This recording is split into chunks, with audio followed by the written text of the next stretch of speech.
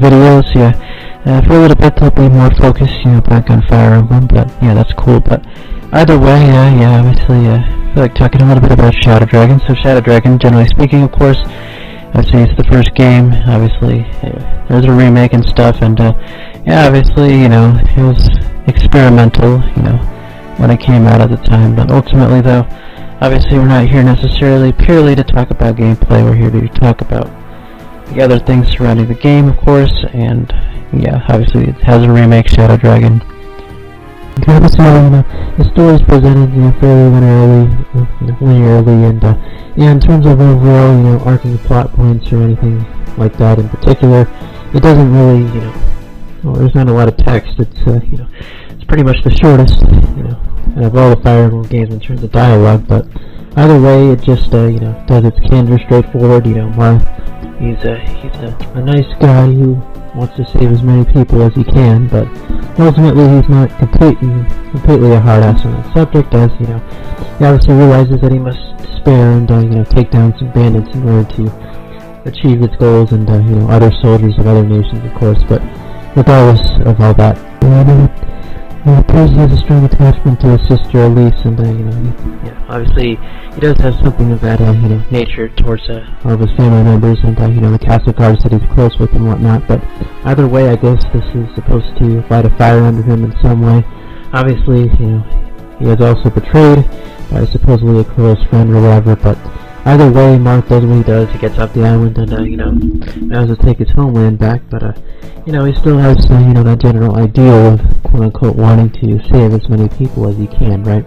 To stand categorically and see what Marth does along his journey, more individually, I guess. And he obviously starts in Talus, and he wants to take back his homeland and stuff, and obviously he deems the Earth Dragons and stuff to be a far greater, very, very prominent threat to everyone he cares about, supposedly. So obviously that's where he has to go. But first, obviously he defends Talus, the first chapter, and then he moves on, of course, to chapter 2, and the little port there and whatnot.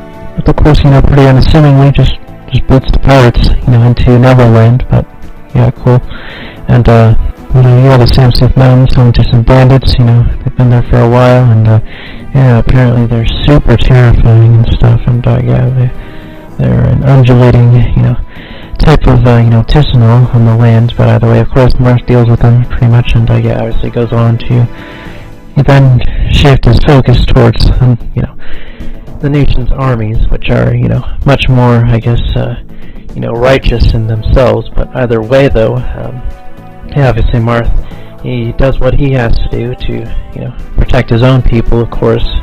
And either way, though, obviously it takes him through Aurelis. They join forces with Aurelian forces, and obviously they work to wipe out and plot out against all their enemy forces, of course. But either way, though, Marth goes around, liberating the countries, Aurelis, Arcadia, and then of course Altea. But while he goes around doing all this stuff, obviously he's just finding random soldiers and whatnot from their enemy, from Macedon, Dolar, Gra, that alliance, and of course, Grust as well. But just kind of, moves around, schmoes around, galleons about around the center part of the continent, and he just kind of goes around taking out, random spurts of soldiers and whatnot, of course, from their enemy. And either way, though, it's I don't know, it's just kind of weird. He just takes them out, fairly, easily, well, mostly easily for the most part. Obviously there are some struggles and difficulties and whatnot, of course, but he just kind of, destroys them.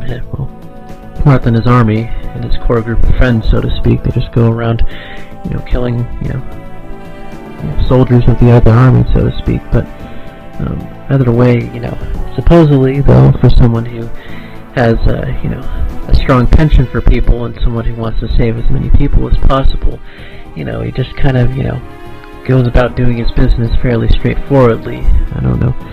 It's a little bit odd, but it's not really, odd in the fact that, obviously, the enemy, countries' armies are obviously used as a tool of malice, and obviously, looming over the right, all the other citizens of Arcadia and the rest of the Alliance, it doesn't really, bode well, for anyone. Obviously, it doesn't really sift, well, it does sift quite a bit of tension in the air, but ultimately, though, Marth just really, well, kind of unassumingly just does whatever he does, and, yeah, obviously there are soldiers in the castle, and, obviously Marth has a strong attachment to the castle, and he obviously takes them out, but, that's just kind of that. It doesn't really lead anywhere, which is a little bit interesting, but of course, though, the sheer hatred of the dragons, the earth dragons of Dolar, completely drowns everything else out either way, and, yeah, it's obviously something that, Marth has to address in some capacity, of course.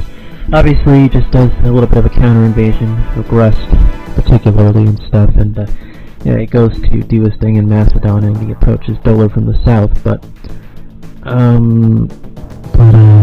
yeah, Marth, he kills the dragons, so to speak, and, yeah, they slip into the earth, and, go away, spread back to their roots, so to speak, and, yeah, that is, well, supposedly the end of Medius, but obviously, but, in essence, when Marth did, well, he basically killed off, a lot of young people, and, yeah, I mean, yeah, that's kind of just what happened, of course, but, either way, though, yeah, obviously, well, he did achieve his goals and whatnot, and, yeah, obviously he did make some of the people around him fairly happy, at least as happy as they could be for the relative time being, but regardless of that, though, yeah, well, there's nothing really more to say, at least in regards to the unjust undoings of all the people who met their unfortunate ends during the war, but either way, though, Sita, a beloved person and member of Decimo, and, Dynamic, qualities and views, yeah, she obviously takes a strong liking to Marth, and, Marth does his little thing, and, yeah, they go off and do whatever, but either way, of course, there is another part to the story, and mysteries of the emblem, so,